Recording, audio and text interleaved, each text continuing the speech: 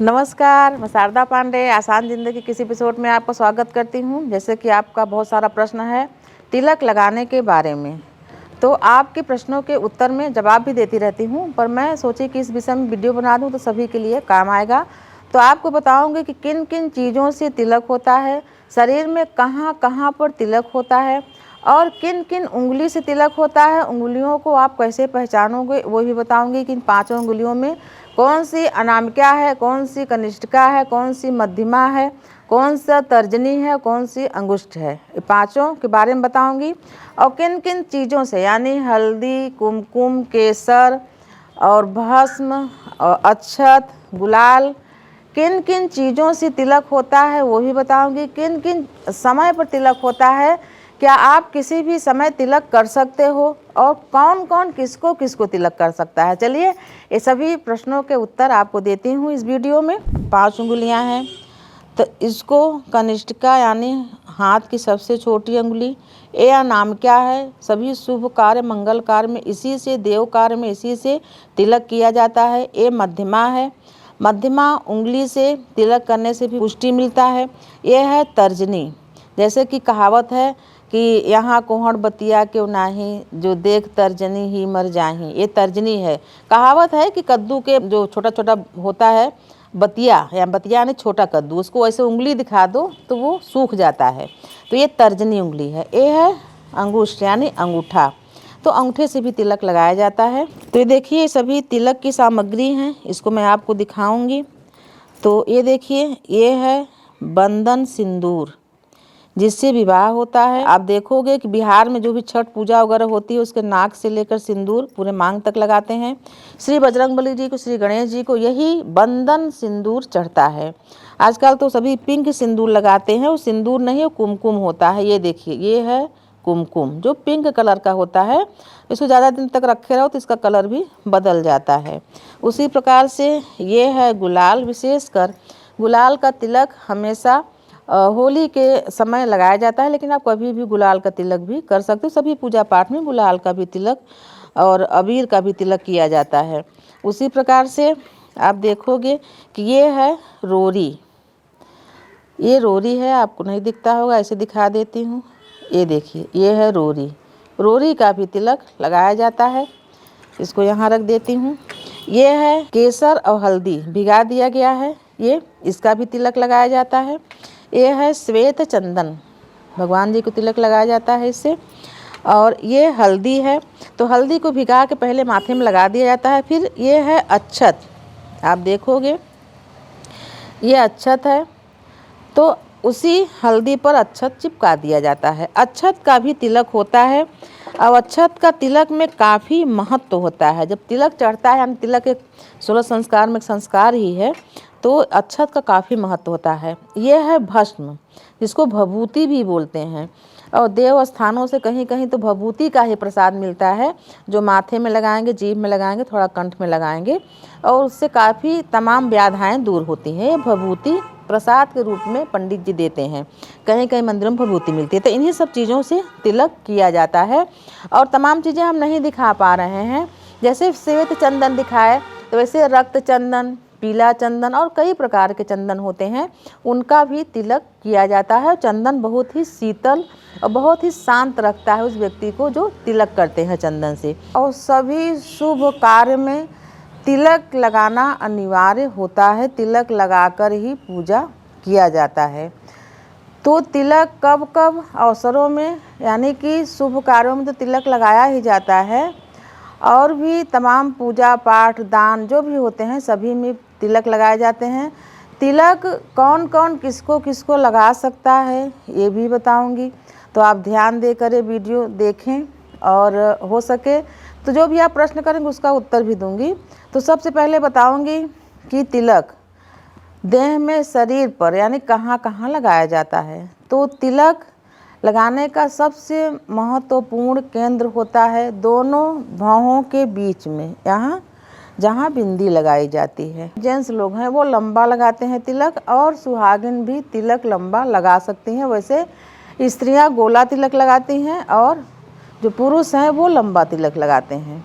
तो तिलक लगाने का आपसे बता रही हूँ, शुरू से शुरू कर रही हूँ कि जब बच्चे का जन्म होता है तो 12वें दिन जब निकासन होता है, 12वें दिन ही शुद्धिकरण होकर निकासन होता है, तो पंडित जी आते हैं पूजा कराने। तो उस समय पहला तिलक बच्चे को लगता है, वो पुत्र हो या पुत्री, विधिवत स्नान कराया जाता है माँ और बच्चे को, और एक चौक बना के अच्छे से पूजन होता है, जिसको निकासन शुद्धिकरण पूजन बोलते हैं। तो पहला तिलक जन्म के बाद निकासन के दिन लगता है। फिर बच्चे को दूसरा तिलक जब बच्चे का मुंडन होता है, आप देखो होगे कि बच्चे जब मुंडन कराता है तो बड़ा सा तिलक लगाया रहता है। मुंडन के समय बच्चे को दूसरा तिलक, इन सब तिलक तो आप रोज़ लगा सकते हो, लेकिन जो वैदिक तरीका है वो बता रही हूँ। दूसरा तिलक बच्चे का मुंडन के समय, मुंडन आप चाहे 1 साल के अंदर ही करवाना चाहिए, फिर तीसरे साल, 5वें साल, 7वें साल करवाते हैं तब लगता है। फिर 16 संस्कार में एक तिलक संस्कार भी होता है जो फलदान बोलते हैं। वो तिलक के नाम से ही जाना जाता है। उत्तर भारत में जो रहते हैं सभी जानते हैं, यूपी, बिहार, सभी, राजस्थान, तिलक चढ़ेगा आज, चलो आज तिलक चढ़ रहा है। तो तिलक चढ़ाना यानी जो कन्या के पक्ष के लोग जो आए रहते हैं उसमें से भाई वर को तिलक करता है, ये तिलक संस्कार ही है, उसको तिलक बोला ही जाता है।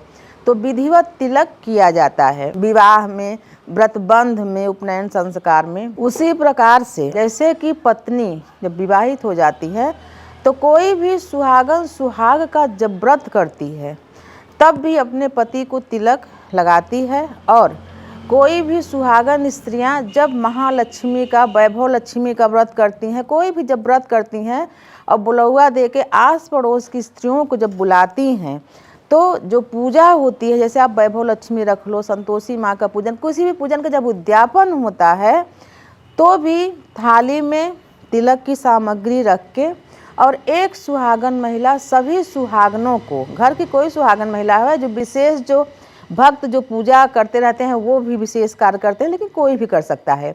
तो एक तरफ से शुरू करके सभी महिलाओं को, सभी सुहागिन महिलाओं को सिंदूर या कुमकुम से तिलक करती हैं।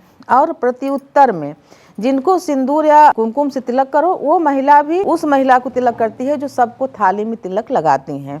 तो ये तिलक का महत्व तो आपको बता रही हूँ कि तिलक का कितना महत्व होता है। तिलक कभी भी बिना स्नान किए नहीं लगाया जाता है, कि आपको महत्व बताया जा रहा है तो ऐसे ही सेंट वगैरह, डीओ वगैरह आप डाल के तिलक कर लो, बिना स्नान के तिलक नहीं लगाया जाता है। शुद्ध होके, शुद्ध स्वच्छ वस्त्र धारण करके, आसन पर पूर्व या उत्तर तरफ मुंह करके, पूजा या किसी अनुष्ठान के समय तिलक लगाकर ही अनुष्ठान पूजा किया जाता है। तिलक कोई भी किसी को भी लगा सकता है। जब हम पूजा में बैठते हैं तो विशेषकर रक्षा सूत्र और तिलक लगाना, ये दोनों पंडित जी जो हमारे कुल पुरोहित बैठे रहते हैं वही जजमान को तिलक करते हैं।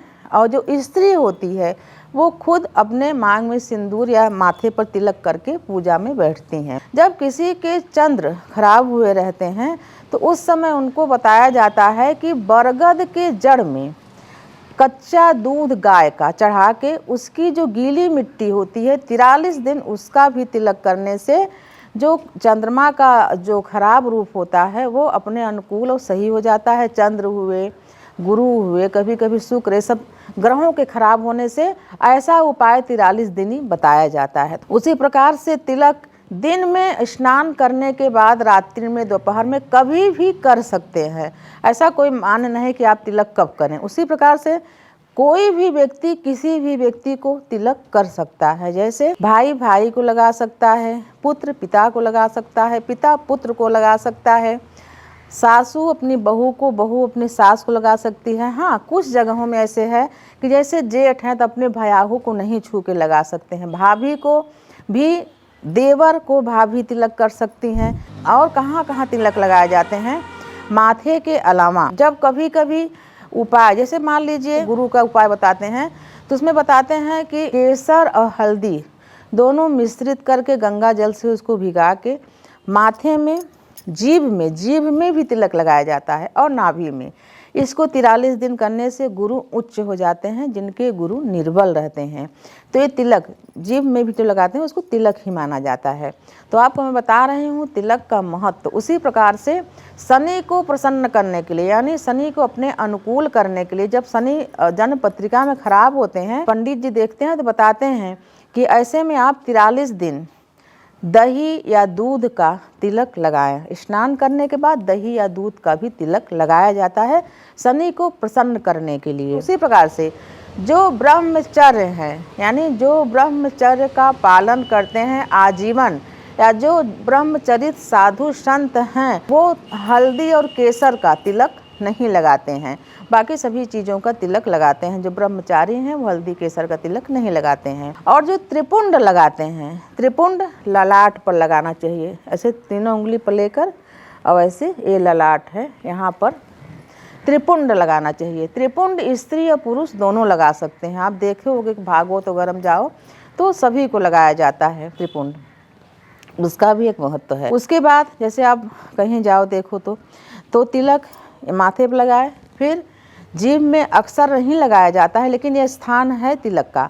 फिर कंठ में लगाने का भी महत्व है, फिर हृदय में और नाभि में, और ये दोनों भुजाओं में भी त्रिपुंड लगाया जाता है। ये भी लेकिन तिलक का स्थान है, यहाँ भी त्रिपुंड नहीं तो थोड़ा थोड़ा सा लगा लेते हैं। कई लोग प्रश्न करते हैं कि क्या हम अपने पति से सिंदूर भरवा लें क्या? तो इसी में बता रही हूँ, तो आप लोगों को जानकारी के लिए बता देती हूँ कि कहावत भी है कि पति भरे एक बार और पत्नी भरे बार बार। हमारी दादी लोग कहावत बोलती है। मैं बोली इसका मतलब क्या होता है बता? तो बोलती थी पति एक बार ही सिंदूर भरता है विवाह के समय, और जो बहुत सौभाग्यशाली महिलाएं होती हैं वो दोबारा भी सिंदूर भराती हैं। कब?